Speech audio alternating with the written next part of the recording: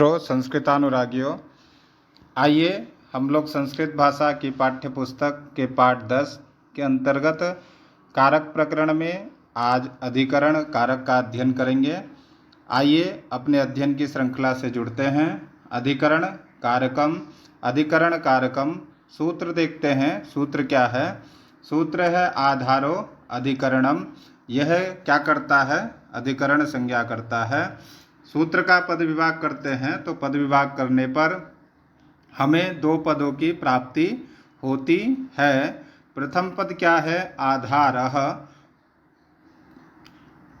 और द्वितीय पद है अधिकरणम। द्विपदम सूत्रमिदम, दो पदों से बना क्या है? यह सूत्र है। द्विपदम सूत्रमिदम आधारो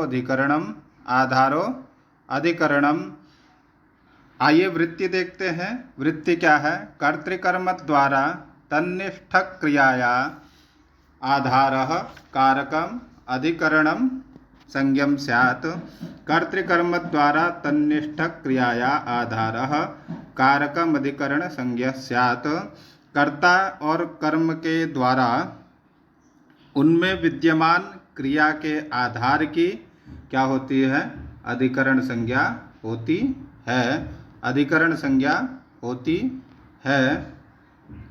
कर्ता और कर्म के द्वारा क्रिया के आधार की अधिकरण संज्ञा होती है। आइए अपादान संज्ञा करने के उपरांत सप्तमी विभक्ति अपादान में किस सूत्र से होगी उसको देखते हैं। तो सूत्र अगला क्या है? सप्तम्याधिकरणे च पद विभाग करने पर हमें तीन पदों की प्राप्ति होती है। प्रथम पद क्या है? सप्तमी। दूसरा पद क्या है? अधिकरणे। और तीसरा पद है च। त्रिपदम सूत्रमिदम सप्तम्याधिकरणे च। सप्तमी प्रथमा एक वचन, अधिकरणे पद में सप्तमी एक वचन और च अव्यय पद है। आइए वृत्ति देखते हैं। वृत्ति क्या है? तो वृत्ति है अधिकरणे सप्तमी स्यात्। अधिकरणे सप्तमी स्यात्। अधिकरण में सप्तमी होती है। अधिकरण में सप्तमी होती है। चकारात मतलब और किस में सप्तमी होगी? तो दूर अंतिक अर्थों में भी ही क्या होगी? सप्तमी विभक्ति होती है। दूर और अंतिक शब्द में भी सप्तमी विभक्ति होती है। आइए अब देखते हैं आधार कितने प्रकार का होता है। आधार कितने प्रकार का है? तो आधार तीन प्रकार का होता है। कौन कौन सा है? तो प्रथम है औपश्लेषिक। कौन सा है? प्रथम औपश्लेषिक, द्वितीय वैशेषिक और तीसरा अभिव्यापक। यह तीन प्रकार के आधार बताए गए हैं। प्रथम क्या है? औपश्लेषिक, द्वितीय वैशेषिक और तृतीय क्या है? अभिव्यापक। इस प्रकार के तीन आधार बताए गए हैं। उदाहरण के माध्यम से समझते हैं। उससे पूर्व हम लोग देखते हैं कि औपश्लेषिक का मतलब क्या है। औपश्लेषिक आधार के अंतर्गत कैसे हम लोग समझेंगे, वैशेषिक आधार के अंतर्गत हम लोग क्या समझेंगे और अभिव्यापक आधार के अंतर्गत हम लोग क्या समझेंगे। तो औपश्लेषिक सर्वप्रथम देखते हैं। क्या देखते हैं? सर्वप्रथम औपश्लेषिक आधार किसे कहते हैं? समीप में संबंध के कारण बना आधार क्या कहलाता है? समीप में संबंध के कारण बना आधार क्या कहलाता है? औपश्लेषिक कहलाता है। यहाँ आधार और आधेय का क्या है? संयोग है। क्या है? संयोग है। यह औपश्लेषिक आधार कहलाता है। अर्थात समीप अर्थ का बोधक। जैसे हम लोग उदाहरण के माध्यम से समझते हैं। समीप अर्थ जिसमें दिखाई दे, समीप में संबंध के कारण बना आधार क्या है? औपश्लेषिक आधार है। देखिए जैसे उदाहरण क्या है? कटे आस्ते चटाई पर बैठता है। अब चटाई पर बैठता है, बैठने की क्रिया का जो आधार है वह क्या है? चटाई है, तो उससे क्या है, समीपता का बोधक हो रहा है। कर्ता किस पे बैठता है, तो चटाई पर बैठता है, चटाई से उसका समीप का बोध है। तो इसलिए क्या है, आधार का आधेय है, अर्थात कर्ता के बैठने का जो आधार है वह क्या है, चटाई है, और वह समीप में संबंध का कारण बना है। इसलिए कट शब्द के आधारो अधिकरणम से अधिकरण संज्ञा और सप्तम्याधिकरणे च कट शब्द में सप्तमी होकर क्या बनेगा, कटे आस्ते। इस प्रकार औपश्लेषिक का सामान्य अर्थ क्या है, समीप में संबंध के कारण बना आधार, उसे क्या बोलते हैं, औपश्लेषिक आधार बोलते हैं। आइए द्वितीय देखते हैं। औपश्लेषिक में एक अन्य उदाहरण देखते हैं, आइए उसे भी समझते हैं। स्थाल्याम पचति, स्थाल्याम पचति, थाली में पकाता है। अब पाचन क्रिया का जो आधार है वह क्या है, स्थाल्याम है, और उससे क्या है, कर्ता की क्रिया के द्वारा क्या है, निकटता है। तो निकटता जिसमें द्योतित होती है, ऐसे आधार को क्या बोलते हैं, औपश्लेषिक आधार बोलते हैं। तो स्थाली शब्द की आधारो अधिकरणम से अधिकरण संज्ञा और सप्तम्याधिकरणे च स्थाली शब्द में सप्तमी होकर क्या बनेगा, स्थाल्याम पचति। इस प्रकार जो है औपश्लेषिक के हम लोगों ने दो उदाहरण को देखा। आइए आधार कितने प्रकार के होते हैं, 3 प्रकार के। दूसरे आधार का हम लोग ज्ञान करते हैं, जो वैशेषिक है। कैसा है वैशेषिक, वह यह शब्द से ही बोध हो रहा है। वैशेषिक अर्थात जो किसी विषय से संबंध रखने वाला आधार हो, उसे क्या बोलते हैं, वैशेषिक आधार बोलते हैं। आइए उदाहरण समझते हैं। उदाहरण क्या है, मोक्षे इच्छास्ति, मोक्ष में इच्छा है, मोक्ष में इच्छा है, मोक्ष में इच्छा है। अब यहाँ मोक्ष क्या है, मोक्ष इच्छा का विषय है। कोई भक्त है जिसकी इच्छा किस में है, मोक्ष में उसकी इच्छा है, तो विषय क्या हो गया, मोक्ष। और उसमें आधारो अधिकरणम से अधिकरण संज्ञा मोक्ष शब्द की, और वैशेषिक आधार मान करके मोक्ष शब्द में सप्तमी विभक्ति होकर क्या बना, मोक्षे इच्छास्ति। इसी प्रकार देखिए औपश्लेषिक वैशेषिक आधार के अनंतर अभिव्यापक आधार को देखते हैं। अभिव्यापक आधार जो तीसरे प्रकार का आधार है।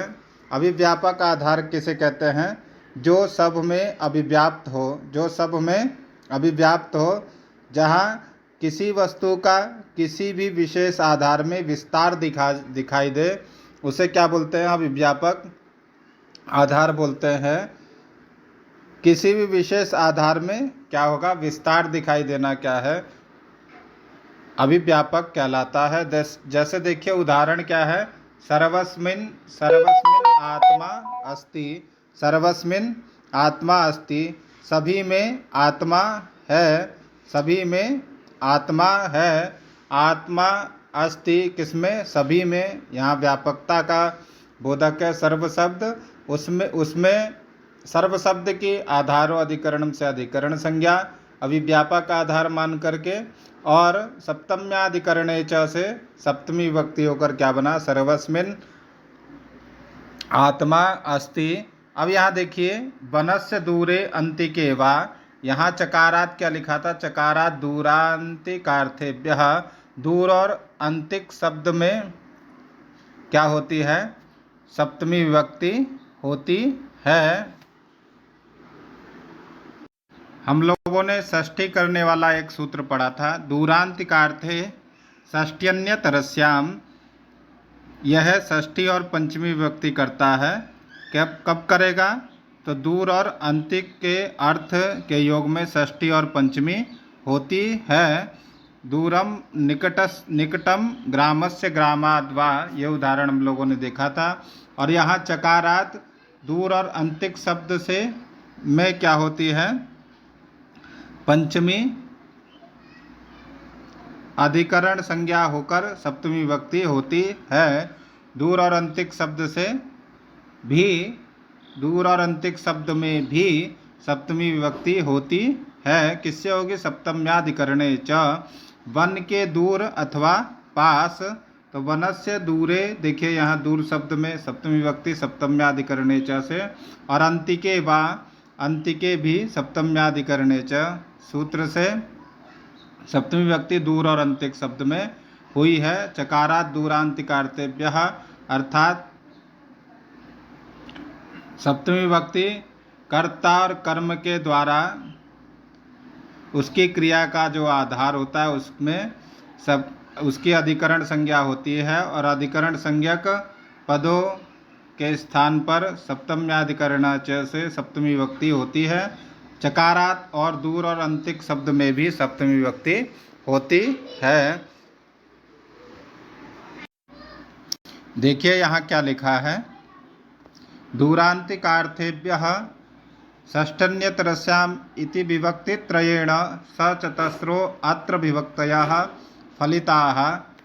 फलिताः विग्रहे इत्यादिभ्यश्च इति कर्तरीनिः।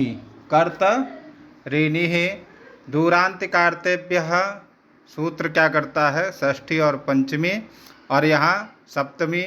इति विभक्ति त्रयेण सह चतस्रोत्र विभक्तया फलिताः विग्रहे इत्यादिभ्यश्च इति कर्तरीनिः। आइए एक बार पुनः देखते हैं, औपश्लेषिक को समझते हैं। पाठ्य पुस्तक के अनुसार कटे आस्ते चटाई पर बैठता है। अब यहाँ देखिए समीप अर्थ का द्योतक क्या है? चटाई का कर्ता के साथ अत्यंत समीपता है, तो कट शब्द के कट शब्द के अधिकरण संज्ञा और सप्तम्याधिकरण च सूत्र से सप्तमी विभक्ति होकर कटे आस्ते अर्जुनः रथे उपविशति, अर्जुन रथ पर बैठता है। अब यहाँ रथ पर जो बैठने की क्रिया है वो अत्यंत सन्निकटता है, तो उपश्लेषिक शब्द किसे कहते हैं? जिससे निकटता का बोध हो। तो रथ शब्द की निकटता, बैठने का जो आधार क्या है? वह अर्जुन के बैठने का जो आधार रथ है, उसके आधारो अधिकरणम से अधिकरण संज्ञा, और सप्तम्याधिकरणे च से रथ शब्द की सप्तमी होकर क्या बना? रथे अर्जुनः उपविशति। माता स्थाल्यां पचति, माता ठंडिल में क्या करती है? खाना बनाती हैं।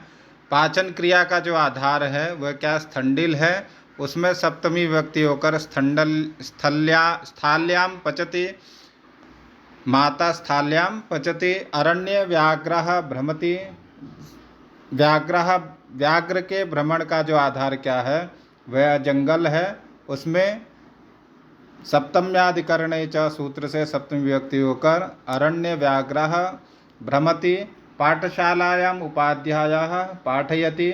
अब यहाँ निकटता देखिए, उपाध्याय के पढ़ाने का जो स्थान क्या है? पाठशाला है, उससे उसकी निकटता है।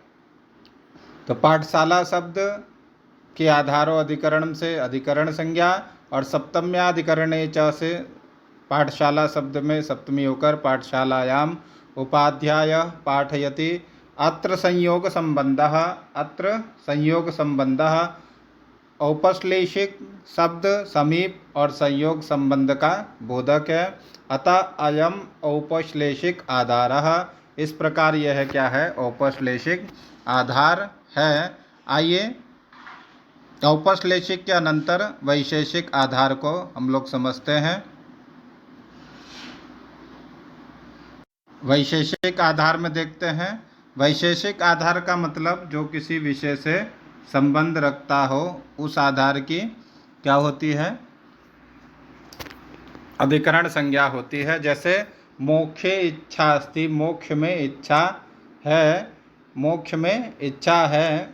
इच्छा का विषय क्या है? तो मोक्ष है। तो मोक्ष शब्द के आधारो अधिकरणम से अधिकरण संज्ञा, और सप्तम्याधिकरणे च सूत्र से मोक्ष शब्द में सप्तमी विभक्ति होकर क्या बना? मोक्षे इच्छास्ति।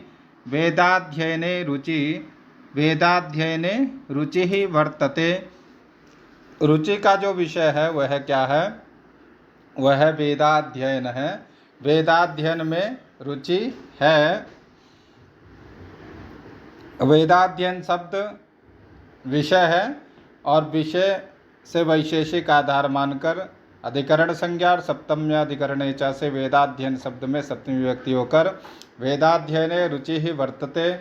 बालिकायाः गीते आसक्ति ही अस्ति। बालिका की गीत में क्या है? आसक्ति है। बालिकायाः गीते आसक्ति ही अस्ति। बालिका की आसक्ति किस विषय में है? तो गीत में है। तो गीत को वैशेषिक आधार मान करके अधिकरण संज्ञा और अधिकरण सप्तम्याधिकरणे च सूत्र से गीत शब्द की सप्तमी विभक्ति होकर गीते। तो पूरा वाक्य क्या बनेगा? बालिकायाः गीते आसक्ति ही अस्ति। गुरौ श्रद्धा अस्ति। गुरौ श्रद्धा अस्ति। गुरु श्रद्धा किसमें है? तो श्रद्धा का विषय क्या है? गुरु है। तो गुरु शब्द की अधिकरण संज्ञा और सप्तम्याधिकरणे च से सूत्र से गुरु शब्द में सप्तमी विभक्ति होकर गुरौ श्रद्धा अस्ति। वैशेषिक का मुख्य विषय क्या है? अत्र विषय संबंधः संयोगः। यहाँ विषय का संबंध, विषय से संबंध होने पर क्या होता है? अधिकरण संज्ञा होती है। अतो अयम वैशेषिक आधारः। विषय से संयोग होने पर वैशेषिक आधार कहलाता है। इस प्रकार हम लोगों ने औपश्लेषिक आधार के उदाहरणों को माध्यम से समझा। वैशेषिक आधार में अन्य उदाहरणों के माध्यम से समझा। अब अभिव्यापक आधार देखते हैं। अभिव्यापक आधार जिसमें व्यापकता द्योतित हो, जिसमें व्यापकता द्योतित हो उसे अभिव्यापक आधार बोलते हैं। संयोग समवाय मूलकः सकलावय व्याप्ति रूप आधारो अभिव्यापकः। संयोग समवाय मूलकः। संयोग कैसा है? समवाय संयोग मूलक और सकला वय व्याप्ति रूप, जिसमें व्यापकता का द्योतक हो, व्यापकता दिखाई दे, ऐसे आधार को क्या बोलते हैं? अभिव्यापक आधार बोलते हैं। और उसमें व्यापक आधार जिसमें द्योतित हो उसकी अधिकरण संज्ञा और सप्तम्याधिकरणे च से सूत्र से उसमें सप्तमी विभक्ति। जैसे देखिए, सर्वस्मिन् आत्मा अस्ति। आत्मा की व्यापकता किस में है? तो सभी में है। तो सर्व शब्द की अभिव्यापक आधार मान करके अधिकरण संज्ञा और उसमें सप्तम्याधिकरणे च सूत्र से सर्व शब्द की सप्तमी में सर्वस्मिन् आत्मा अस्ति। तिलेषु तैलम अस्ति। तिल में तैल है। तिलेषु तैलम अस्ति। तिल, तेल किस में व्याप्त है? तो तिलों में। तो तिल शब्द की अभिव्यापक आधार मान करके आधार अधिकरण संज्ञा और सप्तम्याधिकरणे च सूत्र से तिल में सप्तमी होकर तिलेषु तैलम अस्ति। दधनि घृतम। दही में घी। इस प्रकार दधनि शब्द की व्यापकता अर्थ द्योतित होने पर दधनि शब्द में सप्तमी होकर दधनि घृतम। गीतायाम ज्ञानम अस्ति। ज्ञान का जो अभिव्यापक आधार क्या है? गीता है। तो गीता शब्द की अधिकरण संज्ञा और सप्तम्याधिकरणे च सूत्र से गीता में सप्तमी होकर क्या बना? गीतायाम ज्ञानम अस्ति। सर्वत्राभिव्याप्तम इत्यर्थः। सभी जगह जो व्याप्ति दिखाई दे उसे क्या बोलते हैं? अभिव्यापक आधार बोलते हैं। इस प्रकार हम लोगों ने उदाहरणों के माध्यम से आधारों की तीनों श्रृंखलाओं को देखा। औपश्लेषिक, वैशेषिक, अभिव्यापक। इसके अनंतर हम लोग अग्रिम सूत्र पर चलते हैं। तो अग्रिम सूत्र कौन सा है?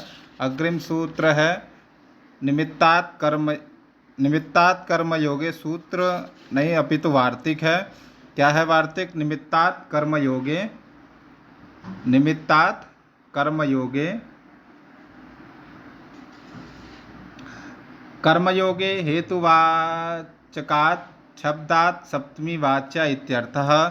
कर्म के योग में निमित्तवाचक शब्द से सप्तमी हो, ऐसा क्या है? वार्तिक बोल रहा है। क्या बोल रहा है? कर्म के योग में हेतुवाचक निमित्तवाचक, हेतु अर्थात निमित्तवाचक शब्द से सप्तमी विभक्ति हो। जैसे आइए उदाहरणों के माध्यम से समझते हैं। उदाहरण क्या है? उदाहरणानि एक श्लोक के माध्यम से बता रहे हैं। श्लोक क्या है?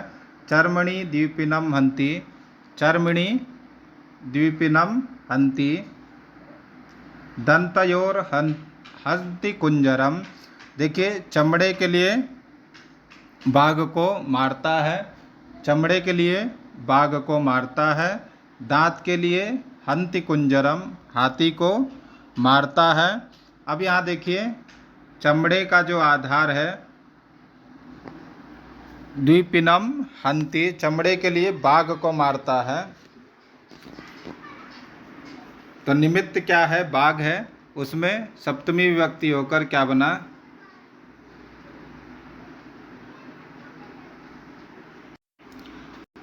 चर्मणि द्विपिनम हन्ति। श्लोक के माध्यम से बता रहे हैं। देखिए यहाँ, चर्मणि द्विपिनम हन्ति, दंतयोर हन्ति कुंजरम। कर्म योगे, कर्मयोग में निमित्तवाचक शब्द से सप्तमी होती है। अब यहाँ चर्मणि द्विपिनम हन्ति सब जो श्लोक है उसमें देखिए, चमड़े के लिए बाघ को मारता है। अब हेतु क्या है? हेतु चमड़ा है और उसके लिए किसको मारा जा रहा है? बाघ को मारा जा रहा है। तो हेतुवाचक जो चर्म शब्द है, चमड़े की प्राप्ति के लिए बाघ को मारता है। तो चर्म शब्द जो हेतु है, कर्म का हेतु क्या है? मारने का जो हेतु है वह चमड़े की प्राप्ति करना है। तो कर्म योग में निमित्तवाचक जो शब्द है, निमित्त क्या है? चमड़ा। उसमें सप्तमी विभक्ति किससे होगी? निमित्तात् कर्मयोगे वार्तिक से, क्योंकि कर्म का निमित्त क्या है? चमड़ा है। और इसी प्रकार दंतयोः हन्ति कुंजरम, दांत के लिए हाथी को मारता है, दांतों के लिए हाथी को मारता है। इस प्रकार हाथी को मारने का जो हेतु है वह क्या है? वह दांत की प्राप्ति है। तो दांत में क्या हो जाएगा? निमित्तात् कर्मयोगे से सप्तमी होकर क्या बनेगा? दंतयो हन्ति कुंजरम। इसी श्लोक के अर्धवरी और देखते हैं। आइए, दो उदाहरण इसमें और हैं, उनको भी देखते हैं। देखिए, अग्रिम उदाहरण क्या है? अग्रिम उदाहरण है केशेषु चमरीम हन्ति, सीमनी पुष्कलको हताः। इस प्रकार देखिए, केशेषु चमरीम हन्ति, केशों के लिए किसको मारता है? चमड़ी को मारता है। अब यहाँ कर्म योग का निमित्त क्या है? केश की प्राप्ति है, उसके लिए किसको मारा जा रहा है? चमड़ी को मारा जा रहा है। तो हेतु में सप्तमी हो ऐसा निमित्तात् कर्मयोगे वार्तिक बताता है। तो केश में सप्तमी होकर क्या बनेगा? केशेषु चमरीम हन्ति। इसी प्रकार सिमनी पुष्कलो हताः, कोश के लिए कस्तूरी मृग को मारता है, कोश के लिए कस्तूरी मृग को मारता है। तो यहाँ सिमनी क्या है? सिमनी शब्द में सप्तमी विभक्ति होकर निमित्तात् कर्म योगों से सप्तमी विभक्ति होकर सिमनी पुष्कलको हतः। इस प्रकार हम लोगों ने इस श्लोक के माध्यम से निमित्तात् कर्मयोग में सप्तमी हो ऐसे चार उदाहरणों को देखा। तो प्रथम उदाहरण क्या था? चर्मणि द्विपिनम हन्ति। दूसरा उदाहरण दंतयोः हन्ति कुंजरम, दांत के लिए हाथी को मारना। केशेषु चमरीम हन्ति, केशों के लिए चमड़ी को मारना, हेतु केशेषु में सप्तमी हुई। और सिमनी पुष्कलको हतः, और कोश के लिए कस्तूरी मृग को मारना। कोश जो हेतु है सिमनी, उसमें निमित्तात् कर्मयोगे से सप्तमी होकर इन श्लोक के माध्यम से हम लोगों ने चार उदाहरणों को देखा जो परीक्षा की दृष्टि से बहुत ही महत्वपूर्ण है। आइए आगे एक और वार्तिक देखते हैं जो सप्तमी विभक्ति से संबंधित है। क्या है? तस्येन विषयस्य कर्मण्युपसंख्यानम, तेन विषयस्य कर्मण्युपसंख्यानम। क्या है? तो इन परक त प्रत्यांतस्य कर्मणः सप्तमी विभक्ति स्यात्। इन परक त प्रत्यांतस्य कर्मणः सप्तमी विभक्ति स्यात्। इन परक त प्रत्यांतस्य कर्मणः सप्तमी विभक्ति स्यात्, अर्थात त प्रत्यांत युक्त, क्या? त प्रत्यांत युक्त शब्दों में इन प्रत्यय संयुक्त हो जाने पर, इन प्रत्यय संयुक्त हो जाने पर जो शब्द बनते हैं उनके कर्म में सप्तमी विभक्ति होती है। अर्थात त प्रत्यांत युक्त इन प्रत्यय युक्त जो शब्द बनेंगे उनके कर्म में सप्तमी विभक्ति होती है। आइए देखते हैं, उदाहरण के माध्यम से समझते हैं। उदाहरण क्या है? अधीति व्याकरणे, क्या है?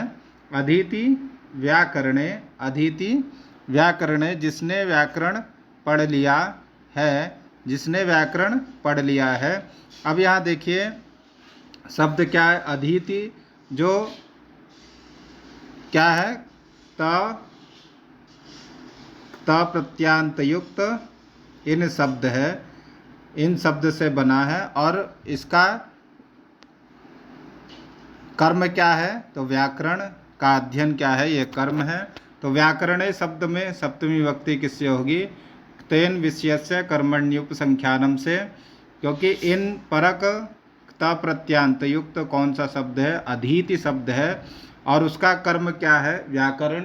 उस व्याकरण में सप्तमी विभक्ति होकर क्या बनेगा? अधीति व्याकरणे, अधीति चतुर्षु आमनायेषु, अधीति चतुर्षु आमनायेषु, वह चारों वेदों को, जिसने चारों वेदों को पढ़ लिया है, जिसने चारों वेदों को पढ़ लिया है। तो इसमें कर्म क्या है? वेद क्या है? कर्म है, क्योंकि इन परक त प्रत्यांत युक्त कौन सा शब्द है? अधीति, और उसका कर्म क्या है? आमना येषु, चारों वेदों को पढ़ना क्या है? वह कर्म है। तो इसमें सप्तमी विभक्ति होकर तेन विषयस्य कर्मण्युपसंख्यान नियम से चतुर्षु आमना येषु बना है, अर्थात जिसने चारों वेदों को पढ़ लिया है। अधीति शब्द क्या है? त प्रत्यांत युक्त इन प्रत्यय संयुक्त होने पर बना है, उसके योग में जो कर्म होता है उसमें सप्तमी विभक्ति होती है। आइए अग्रिम एक और वार्तिक देखते हैं। साध्व साधु प्रयोगे च, साध्व साधु प्रयोगे च, इसका तात्पर्य क्या है? साध्व, इस वार्तिक का तात्पर्य है साधु और असाधु शब्दों के योग में सप्तमी विभक्ति होती है। साधु और असाधु शब्दों के प्रयोग में सप्तमी विभक्ति होती है। साधु उदाहरण के माध्यम से समझते हैं। साधु कृष्णो मातरी, साधु कृष्णो मातुरी, कृष्ण माता के लिए अच्छा है। अब साधु शब्द के योग में सप्तमी विभक्ति किस में हुई है? मातरी शब्द में हुई है। साधु कृष्णो मातरी, साधु शब्द के प्रयोग में सप्तमी विभक्ति मातरी में हुई है। कृष्ण किसके लिए अच्छे हैं? तो माता के लिए अच्छे हैं। तो माता शब्द में सप्तमी विभक्ति साध्व साधु प्रयोगे वार्तिक से मातरी शब्द में सप्तमी विभक्ति होकर क्या बना है? मातरी। साधु कृष्णो मातरी, और असाधुर मातुले, असाधुर मातुले, असाधु कृष्णो मातुले, कृष्ण मामा के लिए क्या है? बुरे हैं। असाधु शब्द के प्रयोग में मातुल जो मामा वाचक शब्द है उसमें सप्तमी विभक्ति होकर क्या बना है? मातुले, अर्थात कृष्ण मामा के लिए बुरे हैं। बुरे अर्थ में अर्थात असाधु अर्थ में मातुले शब्द में सप्तमी विभक्ति होकर क्या बना? उदाहरण असाधुर मातुले, कृष्ण माता मामा के लिए क्या है? बुरे हैं। आइए सूत्र देखते हैं, अग्रिम सूत्र पर चलते हैं। अग्रिम सूत्र क्या है? षष्ठी चानादरे, षष्ठी चानादरे, पद विभाग करते हैं तो पद विभाग करने पर हमें कितने पदों की प्राप्ति होती है? 3 पदों की प्राप्ति होती है। प्रथम पद क्या है? षष्ठी। दूसरा पद क्या है? च। और तीसरा पद अनादरे। इस प्रकार 3 पदों से बना सूत्र क्या है? षष्ठी चानादरे। वृत्ति देखते हैं तो वृत्ति क्या है? अनादराधिक्ये भावलक्षणे षष्ठी सप्तम्यौ स्तः। अनादराधिक्ये भावलक्षणे षष्ठी सप्तम्यौ स्तः। अनादर की अधिकता प्रकट करने पर भावलक्षण में षष्ठी और सप्तमी विभक्ति होती है। अनादर की अधिकता प्रकट करने पर भावलक्षण में षष्ठी और सप्तमी होती है। देखिए उदाहरण के माध्यम से समझते हैं। क्या उदाहरण है? उदाहरण है रुदति रुदति रुदतो वा प्राव्राजितो। रोते हुए पुत्र को छोड़कर बिना परवाह किए क्या हो गया? सन्यासी हो गया। रुदति प्राव्राजित। अब यहाँ देखिए अनादर की अधिकता है, पुत्र को छोड़ना क्या है? वह अनादर है। और उसकी अधिकता है रोते हुए पुत्र को छोड़कर संन्यास ले लेना। ऐसे रुदवाचक शब्द में क्या हो जाएगी? षष्ठी। भावलक्षण का द्योतित क्या है? रोते हुए पुत्र को छोड़कर सन्यासी हो जाना। भावलक्षण रुद शब्द में सप्तमी विभक्ति होकर क्या बना? रुदति। और उससे षष्ठी भी होती है तो रुदतो षष्ठी होकर बना। इस प्रकार अनादराधिक्य भावलक्षण में षष्ठी और सप्तमी होती है। रोते हुए पुत्र को छोड़कर बिना परवाह किए वह क्या? सन्यासी हो गया। रुदवाचक शब्द जो अनादराधिक्य का भावलक्षण है उसमें षष्ठी और सप्तमी होकर रुदति प्राव्राजित रुदतो प्राव्राजित। इस प्रकार दोनों विभक्तियां होंगी। रुदंतम पुत्रादिक मनादृत्य संन्यस्तौ नित्यर्थः। इस प्रकार वही इसका अर्थ है जो भी बताया गया। रोते हुए पुत्र को छोड़कर बिना परवाह किए सन्यासी हो गया। आइए इस पाठ के अंतिम सूत्र को देखते हैं। अंतिम सूत्र क्या है? यस्य च भावेन भावलक्षणम। यस्य च भावेन भाव